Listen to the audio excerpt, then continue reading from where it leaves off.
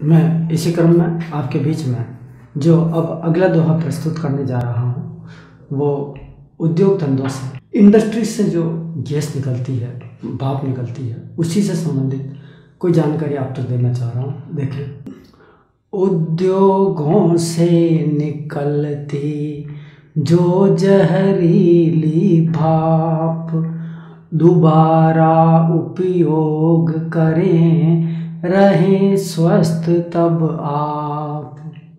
कई उद्योग धंधे ऐसे होते हैं जिनके अंदर जो प्रोडक्शन होता है, उस प्रोडक्शन का जो प्रोसीजर होता है, उस प्रोसीजर के दौरान विभिन्न प्रकार की जहरीली गैसें निकलती है।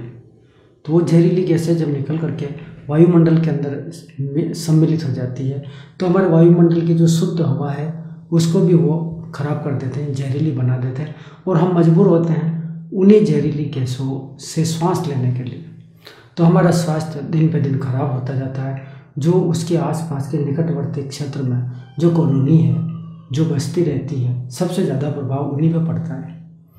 तो किसी प्रकार की ऐसी टेक्नोलॉजी लगाई जाए कि उनसे जो जहरीली भाप निकल रही है, जहरीली गैस निकल रही है, उससे जो बीमारियां उत्पन्न हो रही, कोई ऐसी वैज्ञानिक विधि का उपयोग किया जाए जिससे उत्सर्जित होने वाली जहरीली गैसों की मात्रा कम हो जाए, क्वांटिटी कम हो जाए, और उन गैसों के नुकसान पहुंचाने की जो क्षमता है वो भी कम हो जाए। ऐसे कुछ वैज्ञानिक आविष्कार होने चाहिए जिससे यांत्रिक अभियंताओं की सहायता से ऊर्जा का उत्पादन हम उससे कर सकें। अगर उन गैसों का उपयोग इस प्रकार हो, हम उससे कोई ऊर्जा उत्पन्न कर सकें, हम उनसे कोई नया प्रोडक्शन उत्पन्न कर सकें, उसमें थोड़ा सा और कुछ मिक्सिंग करके कुछ दैनिक जीवनोपयोगी कोई वस्तु या कोई चीज़ बना सकें।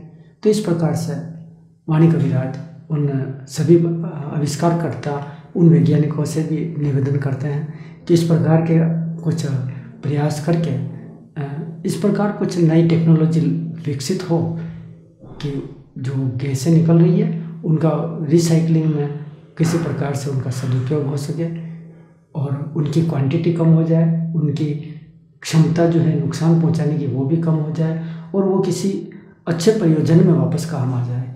तो इस प्रकार के आविष्कार होने चाहिए, हो रहे हैं, लेकिन हम अपेक्षा रखते हैं कि कुछ और अच्छे आविष्कार भी इस संदर्भ में हो।